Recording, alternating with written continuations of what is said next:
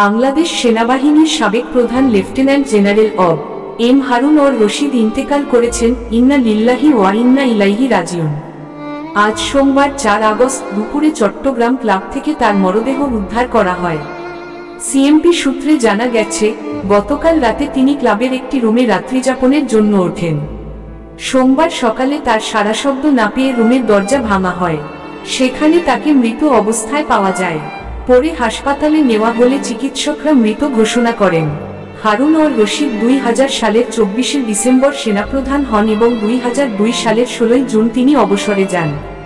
চাকরি থেকে অবসরের পর হারুন অর রশিদ ডেস্টিনি গ্রুপের সভাপতি হন। গ্রাহকদের কাছ থেকে অর্থ আত্মসাৎ ও অর্থ পাচারের মামলায় সাবেক সেনাপ্রধান হারুনকে কারাগারে যেতে হয়। চট্টগ্রাম ক্লাবের প্রধান নির্বাহী কর্মকর্তা আশরাফ উদ্দিন বিষয়টি নিশ্চিত করেছেন। তিনি বলেন, সাবেক সেনাপ্রধান এম হারুন অর রশিদ ক্লাবের গেস্ট হাউসের একটি কক্ষে একা ছিলেন। কোতোয়ালি থানার ভারপ্রাপ্ত কর্মকর্তা আব্দুল করিম আজ দুপুরে বলেন, সম্মিলিত সামরিক হাসপাতাল চট্টগ্রামের চিকিৎসকদের একটি দল চট্টগ্রাম ক্লাবে এসে সাবেক সেনাপ্রধানের পরীক্ষা নিরীক্ষা করেন। পরে তারা সাবেক সেনাপ্রধানকে মৃত ঘোষণা করেন। প্রাথমিকভাবে এটি স্বাভাবিক মৃত্যু বলে তারা জানিয়েছেন। এম হারুন অর রশিদ 1948 সালে জন্মগ্রহণ করেন।